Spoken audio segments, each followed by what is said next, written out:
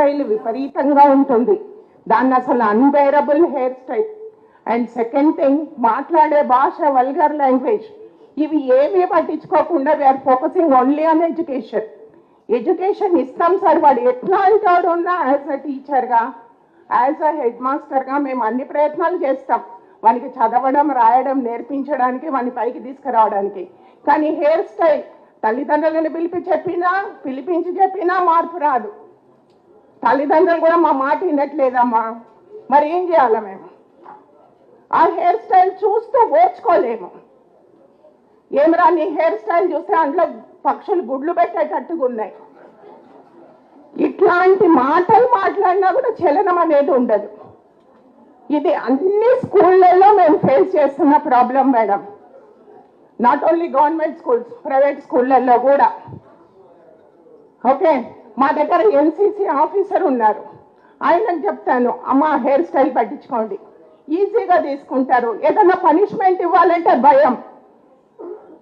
ఏ maths teacher నన్ను కొట్టిండు అందుకని నేను సూసైడ్ చేసుకున్నా. మేము భయపడుతున్నాం సార్ పిల్లల్ని చూసి. సస్పెన్షన్ ఆర్డర్స్ ఇస్తారు. ఏంది ఇది? మేము యాజ్ అ టీచర్గా ధైర్యంగా పోయి ఒక పిల్లోనికి నువ్వు చేసింది తప్పురా,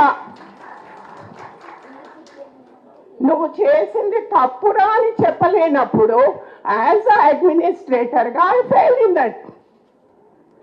యాజ్ అ టీచర్గా టీచర్ కూడా ఫెయిల్ అయినట్టే. మరి దీన్ని ఎందుకు ఫోకస్ చేస్తలేరు? వాడు మాట్లాడే ప్రతి భాష సరే, వాడి ఏరియాలో మాట్లాడే మాటను మాట్లాడతాడు.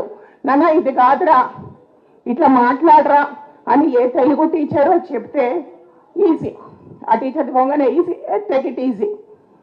ఓకే, ఆ లాంగ్వేజ్ అట్లనే కంటిన్యూ అవుతుంది, ఆ హెయిర్ స్టైల్ అది అట్లనే కంటిన్యూ అవుతుంది. ఈ మీడియా ప్రభావంతో పిల్లలు ఇట్లా తయారవుతున్నారు. మరి మీడియా గురించి ఎందుకు మాట్లాడరు? సినిమాలకు ఎందుకు మీకు పర్మిషన్ ఇస్తున్నారు? ఆ పుష్ప సినిమా చూసి నా స్కూల్లో సగం మంది పిల్లలు చెడిపోయినారు.